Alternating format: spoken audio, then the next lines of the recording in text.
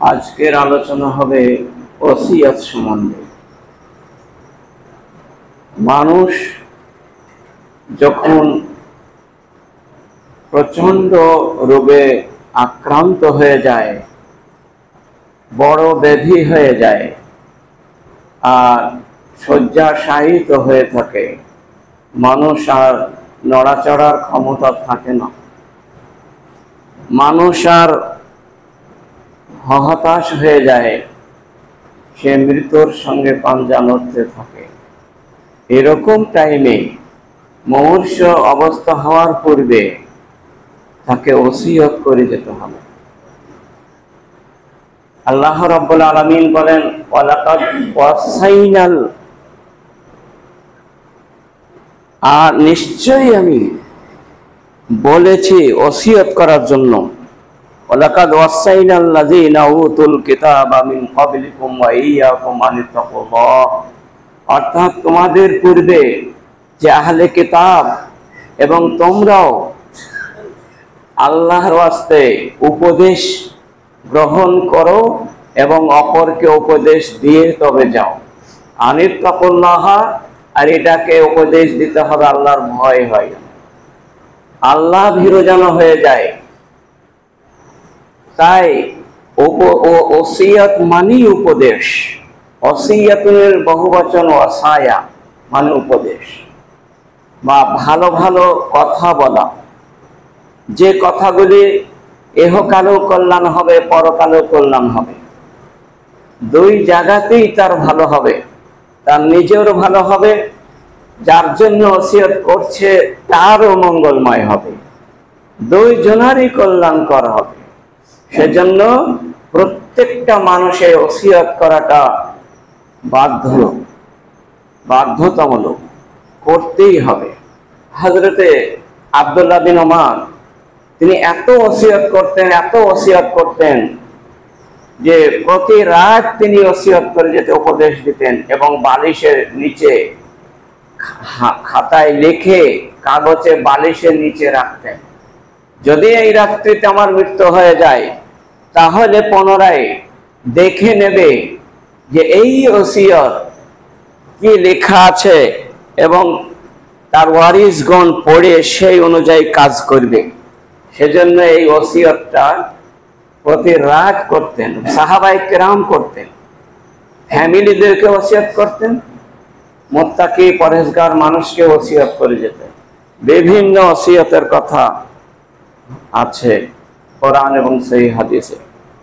মহান আল্লাহ তাআলা সূরা বাকারায় 282 নম্বর আয়াতে উল্লেখ করে বলেন, ইয়া আইয়ুহাল্লাযীনা আমানু ইযা তাদায়ানতুম বিদাইনিন ইলা আজালিন মুসাম্মা ফাকতুবুহু, হে ঈমানদারগণ, ইযা তাদায়ানতুম বিদাইনিন, যখন তুমি কাউরের সঙ্গে লেনদেন করবে, পার্থিব জীবনে, পৃথিবীর জীবনে কাউরের সঙ্গে কারবার করতে যাবে, ধার দেনা সহ লেনদেনে, ঋণ করলে, যখনই তোমরা ঋণ করবে, ইযা তাদায়ানতুম বিদাইনিন ইলা আজালিন মুসাম্মা, একটি সময় সীমা রেখে, একটি নির্দিষ্ট মেয়াদ করে যে তোমরা ঋণ দেওয়া নেওয়া করছো, ঋণ দেওয়াটা খুব মঙ্গলময়, খুব কল্যাণকর, খুব ভালো, প্রচুর নেকি হবে, এবং যে পরিশোধ টাইম বাই টাইম করবে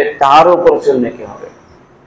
এটা মানুষের সহযোগিতা করা, সাহায্য করা, এটা তো করতেই হবে।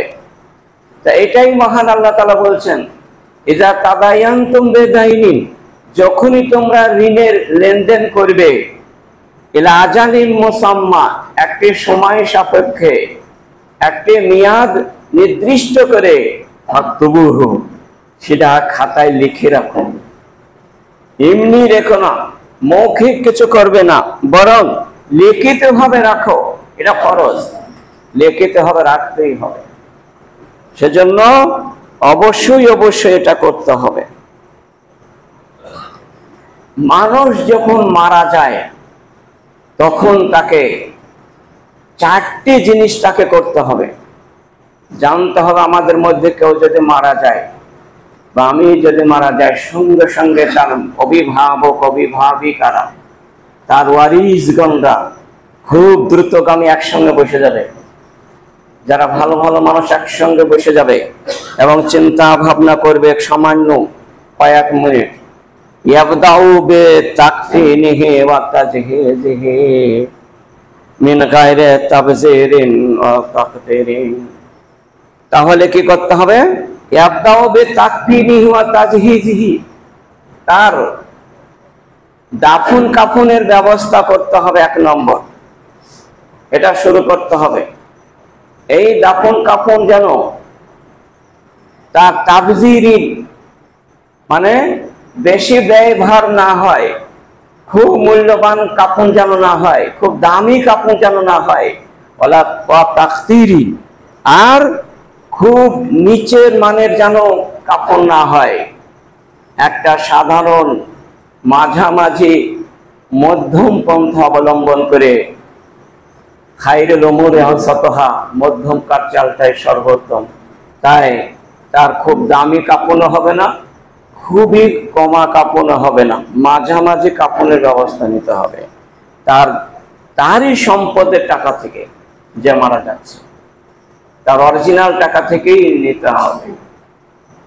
এবং তার যদি কাপড় আগে থেকেই কিনে নিয়ে এসে হাজির করে রাখে তাও ভালো। যেমন হযরত আবু বকর সিদ্দিক আগে থেকেই কাপড় হাজির করে রেখেছিলেন। হযরত ওমরও তিনি আপন কাপড় মৃত্যুর আগেই তিনি কিনে রেখেছিলেন। এরকম বহু দৃষ্টান্ত রয়েছে।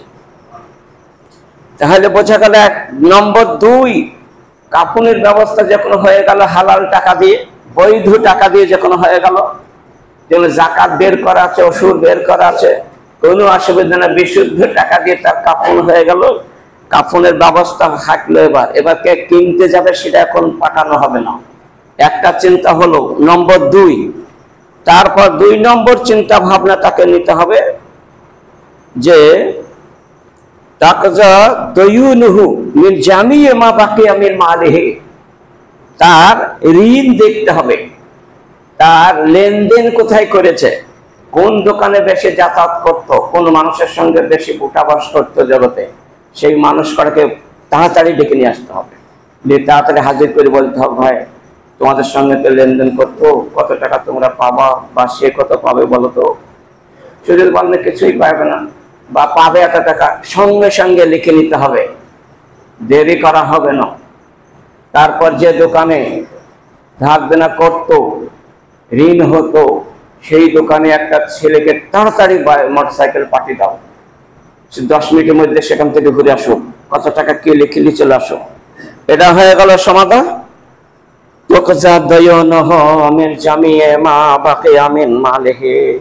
তার মাল পুরোটাই যদি খরচ হয়ে যায় তবু ভালো, ঋণটাকে পরিশোধ করে দিতে হবে তার দাফনের আগে, তাকে কবরে শোয়ানোর আগেই তাকে ঋণ মুক্ত জীবন করে দিতে হবে। কে করবে? তার ছেলে মেয়ে করবে। তার যা সম্পত্তি আছে টোটাল সব যদি বিক্রয় হয়ে যায় তবু তাকে বিক্রয় করে আগে কাফনের আগের দিনাটাকে শোধ করতে হবে। মনে থাকে জানো, খুব ভালো হবে, এটা মুখস্থ করে নিতে হবে। তাকে দাফনের আগে কিন্তু এটা জরুরি। 10 টাকা যদি দেনা থাকে সেটাও তাড়াতাড়ি দিয়ে আসা হবে, তারপরে অন্য কাজ। নম্বর 3, সুম্মা তুনফাজু ওয়াসায়াহু মিন সুলুসি মা বাকিয়া মা বাদা দাইনি। তারপর 3 নম্বর হচ্ছে তুনফাজু ওয়াসায়াহু, সে উপদেশ কি করে গেছে, ওসিয়ত কি করে গেছে দেখো তো। তার বাড়ির অর্ধাঙ্গিনীকে জিজ্ঞেস করো, তার বাড়ির ছেলে মেয়েকে জিজ্ঞাসা করো, পুত্রবধূকে জিজ্ঞেস করো যে কিছু তোমাদেরকে বলে ওসিয়ত করে গেছিল যে কোনো মাদ্রাসা এতটুকু জমি দিয়ে দিও, এত 1000 টাকা মসজিদে দিয়ে দিও, বা এত টাকা গরিব মিসকিনকে দিয়ে দিও, এরকম কিছু বলে গেছি কি দেখো তো। এরকম ভাবে তাড়াতাড়ি জিজ্ঞেস করে নিতে হবে। তার দাদাকে তো আগেই বলেছে ডেকে কাছে বসাইতে হবে, অরিজিনাল লোক করাকে আগেই ডেকে নিয়ে কাছে বসাইতে হয়েছে, আর ডাকতে হয়েছে না। তাদেরকে তাড়াতাড়ি তারপর তুনফাজু ওয়াসায়াহু, যখন ঋণ যখন মুক্ত হয়ে গেল, ঋণ যখন ধার দেনা শোধ হয়ে গেল, তখন ওসিয়ত উপদেশ যা করেছে উপদেশটা দেখে তাড়াতাড়ি উপদেশটা লিখিত ভাবে রেখে দাও। এরা তো তাড়াতাড়ি নয়, হয়তো এই মসজিদে দেখা গেল যে আমি 10,000 টাকা বিছানা ক্রয় করে দেবো, এটা বললাম, অসুস্থ অবস্থায় বলি ফেল দিল, তাড়াতাড়ি সে লিখে রাখতে হবে। এরা তো কিনতে যাওয়া তাড়াতাড়ি হচ্ছে না, লিখে রাখতে হবে যে দাফন হয়ে যাবে, তারপর দিন ভোরে চলে যেতে হবে। কোথায় টাকা পাবো জানি না, টাকা যেমন করে হোক জোগাড় করে নিয়ে, কাউকে ধার করে নিয়েও তাড়াতাড়ি সেটাকে নিয়ে এসে পৌঁছে দিয়ে তারপর ক্ষান্ত হবে। যদি কবরের শাস্তি রোগ থেকে রক্ষা হতে পেতে চান তাহলে খুব দ্রুতগামী, সেই রাত্রিতেই নিয়ে এসে যদি হাজির করতে পারেন তাহলে শাস্তি মা তুন ফাজওয়াসাইয়াহ মিন সুলুসে মা বাকিয়া বাদাম দাইনে, অর্থাৎ ঋণ সমস্ত শোধ করার পর 1/3 সম্পদ থেকে ওসিয়তটা করা বৈধ আছে। তারপর ওটাও যে কোনো হয়ে গেল। 4 নম্বর ইউকসামু বাকিয়া ওয়ুকসামুল বাকি বাইনা ওয়ারাসাতিহি বিল কিতাবি ওয়াস সুন্নাতি ওয়া ইজমাউল উম্মাহ। তারপর বাকি অবশিষ্ট যা আছে তার সম্পদ, ছেলে হোক মেয়ে হোক, যা আছে যে যা পাবে সেইগুলা কি তাড়াতাড়ি দাফন করে এসেই বিকালেই বসে পড়ুন, কিংবা বিকালে হলে সন্ধ্যা এসার পরেই বসে পড়ুন, কে কত পাবে সেগুলাকে তাড়াতাড়ি বের করে দাও। যারা ভালো জানে তাড়াতাড়ি ডেকে নিয়ে এসে হাজির করো, বিপল কে কত পায় বলে খাতায় লেখা হয়ে যাও, তাড়াতাড়ি তার গুন্ডা নিয়ে চলে যাবে, ভাই তারা নিয়ে চলে যাবে। এটাই মহানবীর নির্দেশ, এটাই হলো পালনীয়, এটাই হলো করণীয়, এটাই হলো বরণীয়। সেজন্য অবশ্যই অবশ্যই ওই লাশটি যে কবরে শুয়ে দেওয়া হবে, এই 4টি কাজ যদি ঠিক মতো তার ওয়ারিসরা করে থাকে, করতে পারে, তাহলে সে জান্নাত নসিব হয়ে যাবে, বলে আলহামদুলিল্লাহ, সে পরকালে সাকসেসফুল হয়ে যাবে, কোনো দ্বিধাবোধ হবে না। আর মৃত্যু কামনা করাটা বৈধ নয়, এটা অবৈধ। যতই জ্বালা যন্ত্রণা হোক না কেন, আর যতই আপদ বিপদ হোক না কেন, বিপদের পরও বিপদ সম্মুখীন হয়েছে, একটা বিপদ ছাড় না হতে দ্বিতীয় বিপদ চলে আসছে, দ্বিতীয় বিপদ দেখে কোনো মোকাব হয়নি, তৃতীয় বিপদ চলে আসলো, তৃতীয় বিপদে কোনো সংশোধন হয়নি, চতুর্থ বিপদ চলে আসলো, চতুর্থ বিপদ এখনো হয়নি, পঞ্চম বিপদ চলে আসলো, এখন 1 নম্বর বিপদ যাওয়া এখনো মীমাংসা হয়নি, অথচ পরপর 4-5খানা বিপদ তার বাড়িতে সম্মুখীন হয়ে গেল। আল্লাহ রাব্বুল আলামিন বলেন, ওয়ালা নাবলুওয়ান্নাকুম বিশাইইম মিনাল খাউফি, আমি এইরকম পরীক্ষা নিরীক্ষা করতে থাকি, বিপদে আপদ দিয়ে সম্মুখীন হতে থাকে, 1 বার 2 বার 3 বার 5 বার 20 বার পর্যন্ত বিপদ তাদের বাড়িতে দিতে থাকে। পরপর একটা বিপদ ছাড় না হতে আবার একটা বিপদে আক্রান্ত হয়ে যায়। এরকম বিপদে বিপদে হতে হতে মৃত্যু পর্যন্ত বিপদ তার বাড়ি থেকে যায় না, তার দেহ থেকে যায় না, এত বিপদের সম্মুখীন করেন। আল্লাহ নবী বলছেন, তাকে এরকম বিপদের উপরে বিপদ যখন দেওয়া হয়, যখন নিষ্পাপ করে দেওয়া হয়, তার জীবনে একটাও যখন পাপ থাকে না, খাতায়া তার গুনাহ যখন সব ঝরে গেল, নিষ্পাপ হয়ে গেল, এখন মারা গেলে জান্নাত চলে যাবে, তার মৃত্যু হয়ে যায়, সে জান্নাত চলে গেল। কিন্তু ধৈর্য ধারণ করতে হবে বিপদে, ধৈর্য হারা হলে হবে না, আবল তাবল বকওয়াস করলে হবে না। ওর বিপদ হচ্ছে না, ও ভালো আছে, আমার হচ্ছে, সব বলা হবে না। আমার বিপদ দিয়েছে, আল্লাহই ভালো করবেন, সব আল্লাহর কাছে সুপর্দ করতে হবে। যাবতীয় বিপদে আপদের মালিক সব মহান আল্লাহ তাআলা। পরীক্ষা করার জন্য এটা মান্নাকে দিয়ে থাকে, বিভিন্ন পরীক্ষা। এই কত রকমের যে পরীক্ষা আছে তার ঠিক নাই দেহতে। একটা মানুষের পক্ষে 1000 রকমের পরীক্ষা থাকে। কাউকে আল্লাহ নিঃসন্তান দিয়ে পরীক্ষা করে, বাঁচা দিয়ে, কি করে দিকে জমিগুলো কাকে দিয়েছে দেখে যায়। কাউকে পরীক্ষা করে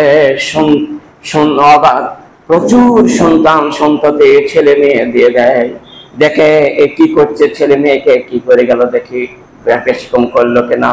কাকে শুধুই মেয়ে দেওয়া হয়, দেখা যাকে পাশ করতে পারে কিনা, কাকে শুধুই ছেলে দেওয়া হয়, এ পাশ করতে পারে কিনা দেখা যাক। হায়রে আমার, এরকম ভাবে 100 রকমের পরীক্ষা নিরীক্ষা তাকে করা হয়। লিয়াবলুয়াকুম আইয়ুকুম আহসানা। এই পরীক্ষার কারণ হলো আল্লাহ তাআলা পাশ করবে কিনা দেখার জন্য এটা করে থাকেন। লিয়াবলুয়াকুম আইয়ুকুম, আল্লাহ পরীক্ষা দিয়ে দেখেন, দেখা যাক কোন ব্যক্তি পাশ করতে পারে। আইয়ুকুম আহসানু আমালা, ভালো আমল করে পারলৌকিক জীবনে সাকসেসফুল হয়ে হাসি মুখে বারজাখের জীবনে স্বাগত জানাইতে কে পারে দেখা যাক। এইরকম আল্লাহ তাআলা বিভিন্ন পরীক্ষা নিরীক্ষার সম্মুখীন হয়ে থাকে। তাই অধৈর্য হয়ে খবরদার যেন কেউ আত্মহত্যা না করে, কেউ যেন অধৈর্য হয়ে আল্লাহকে গালিগালাজ না করে, কেউ যেন অধৈর্য করে মানুষের প্রতি আরেকটা মানুষের হিংসা বিদ্বেষ না করে, বরং নিজেকে ওপরে জানতে হবে আল্লাহ পরীক্ষা করেছে। সবাইকে পরীক্ষা আল্লাহ ফেলে না, সবাইকে আল্লাহ পরীক্ষা করে না, সবাইকে আল্লাহ জ্বর জ্বালা দেয় না, সবাইকে আল্লাহ রোগ বালা দেয় না। এমনও মানুষ আছে জীবনে কোনো রোগ বালা হয়নি, অ্যাডমিটে মারা গেল, আল্লাহ নিয়ে বলছেন এ লোকটা মন্দ মারা গেল, ভালো হলো না। যদি জ্বর জ্বালা হইতো তার তো একটা গুনাহ মাফ হইতো, একটা গুনাহ ক্ষমা হয়নি, তো জঘন্য লোক। সেজন্য যত রোগ বেশি হবে, যত দৈহিক আপদ বিপদ বেশি হবে, তত তার যাচাই বাচাই ছাঁচাই হয়ে যাবে। এটা হলো সহিহ বুখারী হাদিস। তো এই সময় যদি দেখা যাচ্ছে ধৈর্য আর থাকে না, সেজন্যই তো আত্মহত্যা করে ফেললে। কেউ গলায় দড়ি দেয়, কেউ ট্রেনে গলা দেয়, কেউ বিষ খায়, বিভিন্ন রকমের আত্মহত্যা হয়ে থাকে, তারা আর অধৈর্য হয়ে যায়। আর সেই সময়ে আত্মহত্যা না করে অধৈর্যের সীমা রেখে তাড়াতাড়ি সে ব্যক্তি ওযু করে দুরাকাত সালাত পড়ে আল্লাহর কাছে তন্ময় হয়ে দোয়া করো, আল্লাহুম্মা হিনি মা কানাতিল হায়াতু খায়রান লি ওয়া তাওয়াফানি ইযা কানাত ওয়াফাতু খায়রান লি। এই দোয়াটা করে। সহিহ বুখারীতে হাদিসটা আছে, সহিহ বুখারীতে হাদিসটি বর্ণনা করা হয়েছে 5671 নম্বর এবং সহিহ মুসলিমে 2680 নম্বর। আল্লাহুম্মা হিনি মা কানাতিল হায়াতু খায়রান লি, আল্লাহ আমাকে যতদিন জগতে বাঁচিয়ে রাখবা, আমার আত্মার কল্যাণ যতদিন হবে, আত্মার মঙ্গল যতদিন হবে, ততদিন ধরনীর বুকে রাখো। ওয়া ইজা ওয়া কানাতিল ওয়াফাতু খায়রান লি, আল্লাহুম্মা হিনি মা কানাতিল হায়াতু খায়রান লি ওয়া তাওয়াফানি ইজা কানাতিল ওয়াফাতু খায়রান লি। আর যখন আমার মৃত্যু হবে, মৃত্যু হওয়াটা, পরলোকে যাওয়াটা, অর্থাৎ পারলৌকিক জীবনে পাড়ি দেওয়াটা আমার যখন কল্যাণকর হবে, যখন মঙ্গলময় হবে, আমি যখন মৃত্যু হলে জান্নাত মুখী হয়ে যাব, জান্নাতে যে চলে যাব, এইরকম যখন সময় আমার চলে আসবে, আল্লাহ তাওয়াফানি, তখন আমার মৃত্যু বরণ করিও। এই দোয়াটার অর্থই হলো তাই। সূরা ইউসুফে একটি আয়াত আছে, 101 নম্বর আয়াতে, ফাতিরাস সামাওয়াতি ওয়াল আরদি আনতা ওয়ালিয়্যি ফিদ দুনিয়া ওয়াল আখিরাহ তাওয়াফানি মুসলিমান ওয়া আলহিকনি বিস-সালিহিন। এই সময় এই দোয়াটা পড়তে হয়, যে বলতে হয় হে প্রতিপালক, আনতা ওয়ালিয়্যি ফিদ দুনিয়া ওয়াল আখিরাহ, তুমি ইহকালের অভিভাবক, পরকালের অভিভাবক। আনতা ওয়ালিয়্যি ফিদ দুনিয়া ওয়াল আখিরাহ তাওয়াফানি মুসলিমান, আমার যখন মৃত্যু হবে আমাকে খাঁটি মুসলমান করে মৃত্যুবরণ করাও। তাওয়াফানি মুসলিমান ওয়া আলহিকনি বিস-সালিহিন, আর নেককার মানুষের অন্তর্ভুক্ত করে দলে তুলিয়ে নিও কিয়ামতের দিবসে। এটা বলতে হয়। অবশ্যই মহানবীর যখন মৃত্যু হওয়ার সময় হয়ে এসেছিল, তখন তিনি বলেছে আল্লাহুম্মা রহমনি, আল্লাহুম্মা মাগফিরলি ওয়ারহামনি ওয়া আলহিকনি বিস-সালিহিন। সেই বুখারীতে আছে, আল্লাহ বলেছেন হে আল্লাহ, আল্লাহুম্মা মাগফিরলি, আমার যাবতীয় গুনাহ রাশিকে মার্জনা করে দাও, ওয়ারহামনি, এবং আমার উপর রহম বর্ষণ করো, ওয়া আলহিকনি বিস-সালিহিন, এবং নেককার মানুষের অন্তর্ভুক্ত করে আমাকে বিচারালয়ের দিবসে তুলিয়ে নিও। এটাই মহানবী বলেছিলেন। তাই বোঝা গেল যে মহানবী সাল্লাল্লাহু আলাইহি ওয়াসাল্লাম কি সুন্দর সুন্দর দোয়া করলেন। আর আমাদেরকে এই দোয়াগুলাই করতে হবে। ওসিয়তটা কি? ওসিয়ত আগেই বলেছে যে আব্দুল্লাহ বিন ওমর, সহিহ মুসলিমে আছে 2728 নম্বর হাদিসে, যে উনি প্রতিদিন ওসিয়ত করতেন। এরকম বহু লোকে ওসিয়ত করতো। আমাদেরকে কখন কার মৃত্যু হবে কেউ জানে না। এখন ভালো মানুষ এখন ওসিয়ত করে যাবে। এখন মাঝে মাঝে ওসিয়ত করো, সপ্তাহে একদিন করো, মাসে একদিন করো, বছরে একদিন করো, ওসিয়ত করতেই হবে। সে ওসিয়ত হলো ভালো।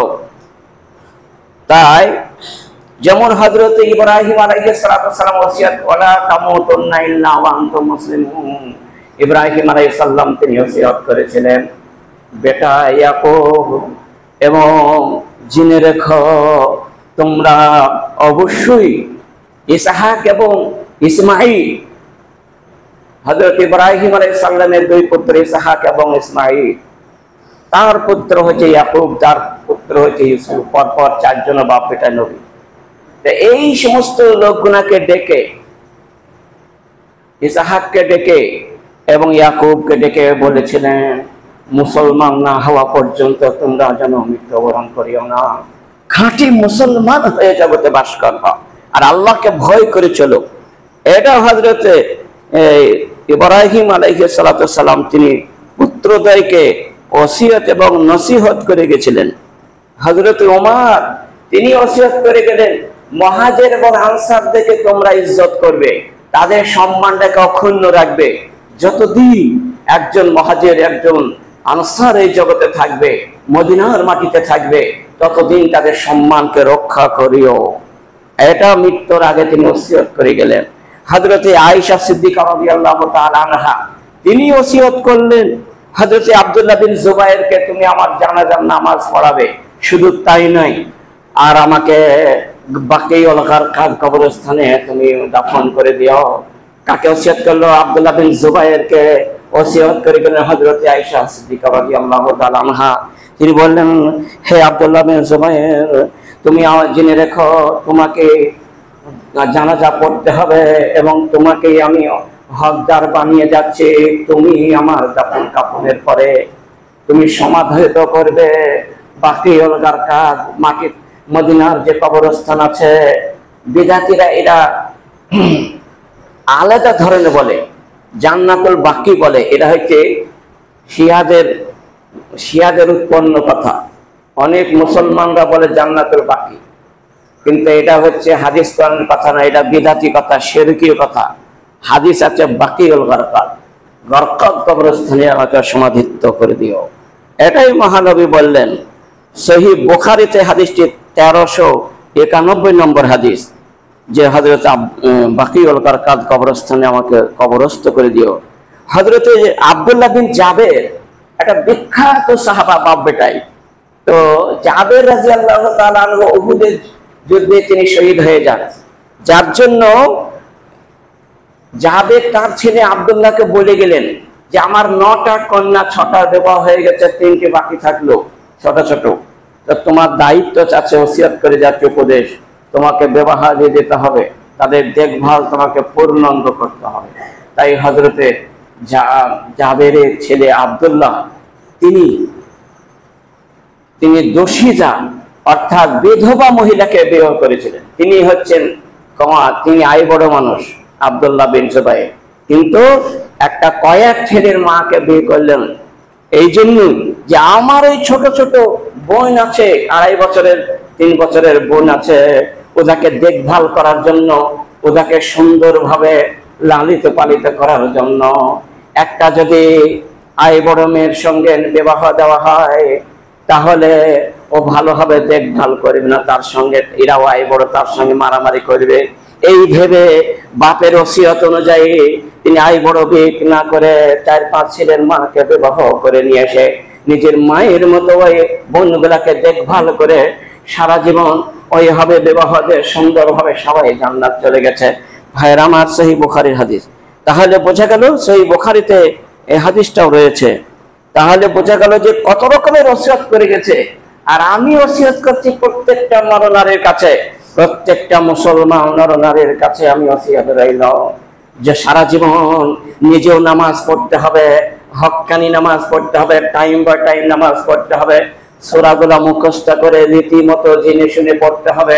নিজের অল ফ্যামিলিকে সারা জীবন নামাজ পড়ার জন্য নসিহত করার জন্য অনুরোধ রইল। প্রত্যেক দিন বলবেন, তোমরা যদি সালাত না পড়ো আমার নামাজ হবে না, আর আমার এত নামাজ পড়েও আমাকে আল্লাহ রেহাই দেবে না। আল্লাহ বলবেন, তুমি বাড়িতে কদিন বলেছো তোমার ছেলে মেয়েকে নামাজ পড়ার জন্য? সেজন্য অবশ্যই অবশ্যই ওসিয়তে নসিহত করতেই হবে। এটা প্রত্যেকটা মুসল্লির জন্য, এবং নিজের পরকালের পাড়ি দেওয়ার আগে নিজেকে ওসিয়ত করে যেতে হবে যে নামাজের জন্য, সালাতের জন্য। মহানবী সাল্লাল্লাহু আলাইহি ওয়াসাল্লাম তিনি বহু ওসিয়ত করেছিলেন। হযরতে আনাসকেও বলেছিলেন ওসিয়ত করে। আনাসকে বললেন, তুমি ওযু করবে খুব ভালো করে, ওযু করলে তোমার হায়াত বেড়ে যাবে। আনাসকে আবারও বললেন, আনাস তুমি সচরাচর সালাম দেবে, তোমার নেকি অধিক হয়ে যাবে, দাড়ি পাল্লায় তোমার ওয়েট বেশি হয়ে যাবে, আমলনামায় তোমার নেকির পাল্লা ঝুঁকে যাবে তুমি বেশি বেশি করে। যত মানুষকে বিনা সালামে কথা বলবে না, এটা জেনে রেখো, তোমার প্রচুর নেকির সম্ভার হয়ে যাবে। হযরত আনাসকে মহানবী বারবার খুবই ভালোবাসতেন, তাই আনাসকে বারবার কথা বললেন যে যতদিন তুমি বাঁচবে বিনা সালামে কাউকে কথা বলো না। বাড়ির ফ্যামিলিকেও, নিজের স্ত্রীকেও সালাম ছাড়া কথা হবে না, নিজের মেয়েকেও হবে না, নিজের ছেলেকেও না। পাড়া প্রতিবেশীতে আছে, মুসলমান মান আরাফতা মা মাল্লাম তারিফ, রাওয়াহুল বুখারী। যাকে চিনতে পারছো, যাকে চিনতে পারো নাই, তবু জানছো যেটা মুসলিম, অবশ্যই সালাম তুমি দেবে। এরা বললেন।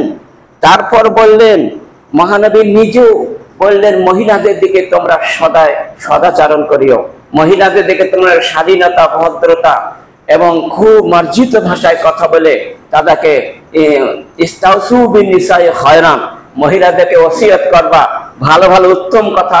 শোয়ার আগে, ঈশার নামাজের পরে তোমরা প্রতিদিন মহিলাদেরকে ওসিয়ত করতে হবে।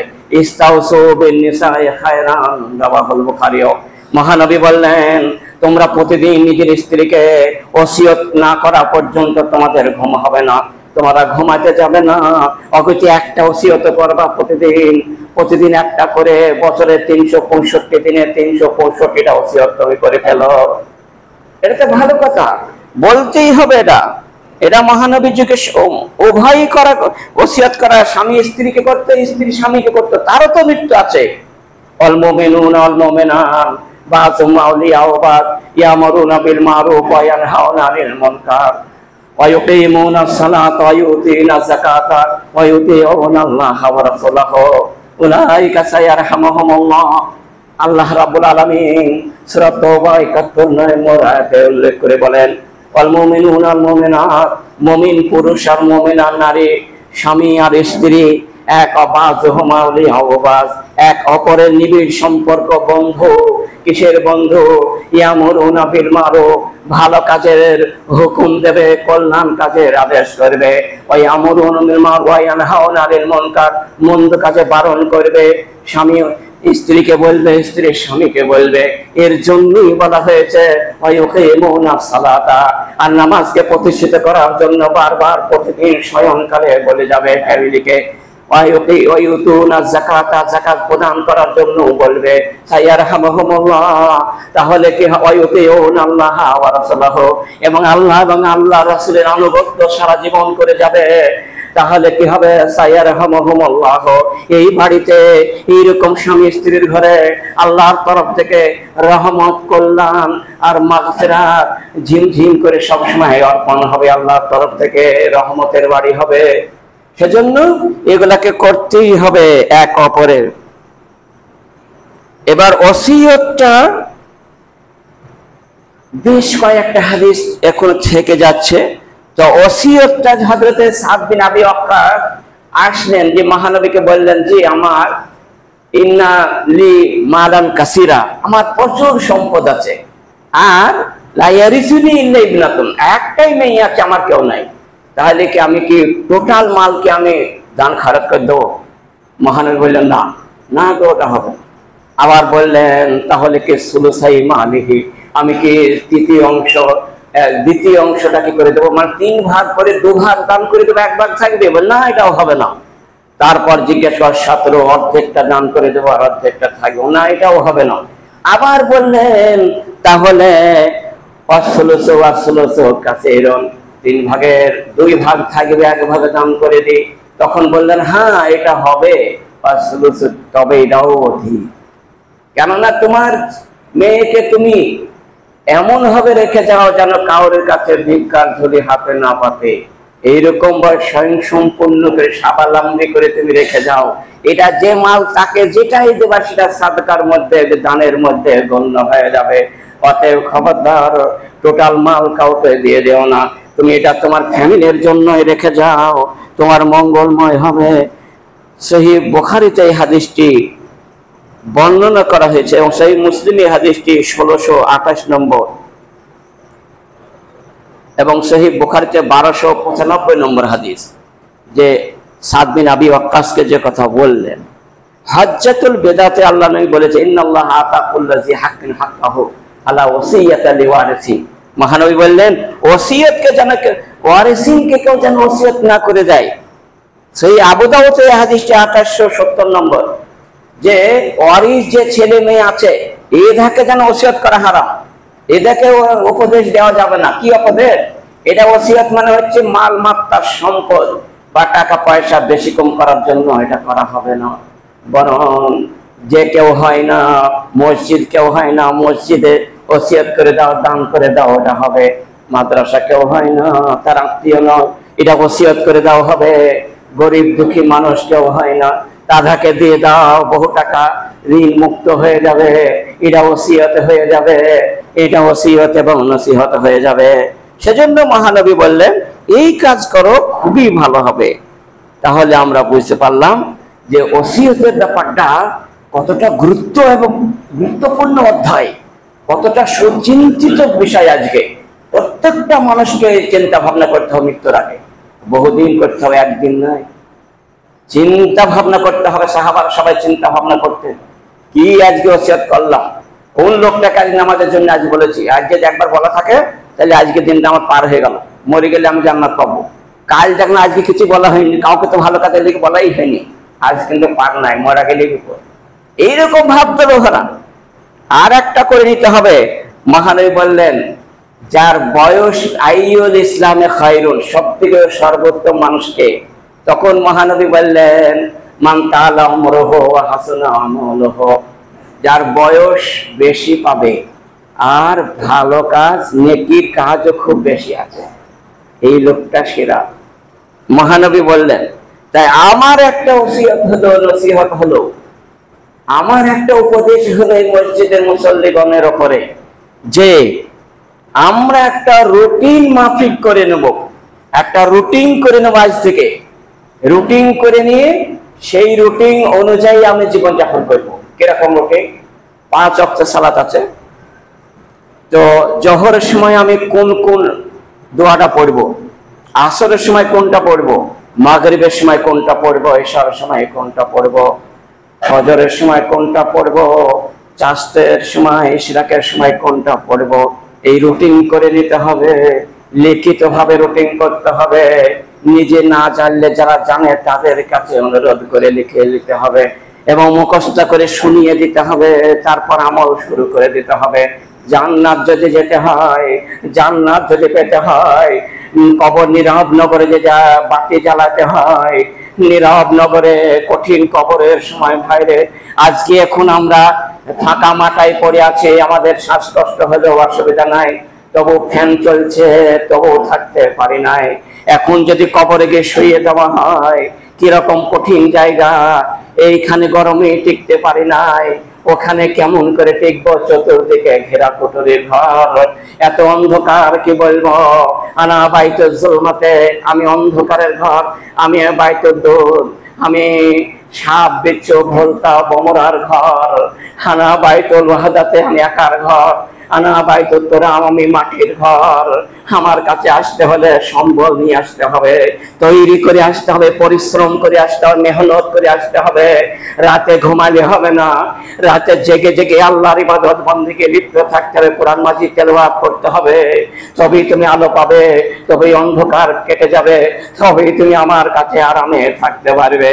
প্রতিদিন কবর বলে হ্যাঁ রে, সেজন্য রুটিন করে নিতে হবে। ভাইরা আমার, একটা রুটিন করে নেন যে ইস্তেগফারের যে দোয়া আছে 16-17টা, এই ইস্তেগফারের দোয়াগুলো আমি ফজরের সময় করব। হয়ে গেল 10 বার করে বলবো, 10টাই ধরলাম, 10 100 বার হয়ে গেল আমার ফজরের রুটিন। জোহরের সময় রুটিন করে নেব, যেগুলো খুব বেশি নেকি হয়, খুব বেশি বেশি নেকি পাওয়া যায়, সেইগুলো আমরা 5-7-8টা আছে দোয়া, সেইগুলো জোহরের সময় ছাড়বো না। আর মাগরিবের সময় রুটিন করে নেবেন যে সকাল সন্ধ্যায় যে দোয়াগুলো আছে, বেশ কয়েকটা দোয়া আছে, ওই দোয়াগুলো সকাল সন্ধ্যায় ছাড়বো না, কোনোদিন ছাড়বো না। শুধু তাই নয়, আর তারপরে ঈশার সময় তো রুটিন করে নিতে হবে, কবর থেকে কি করে, কবরে আযাব থেকে, শাস্তি থেকে বাঁচবো, জাহান্নামের আগুন থেকে কি করে বাঁচবো, এর জন্য যে দোয়াগুলো আছে সেই সময়তে ঈশার সময় করে নিন। আর কখন, আর ফজরের সময়তে জান্নাত যাবো কেমন করে, সেই যে দোয়া আছে প্রচুর, জান্নাতে যাওয়ার দোয়াগুলা ফজরের সময় করবেন। তাহলে 5 ওয়াক্ত হয়ে গেল। আর বাকি থাকলো কি, ইশরাকের নামাজ পড়ুন, না হয় সূর্য ঢলার নামাজ পড়ুন, দুটোর মধ্যে একটা পড়তে হবে, তবে জান্নাত পাওয়া যাবে।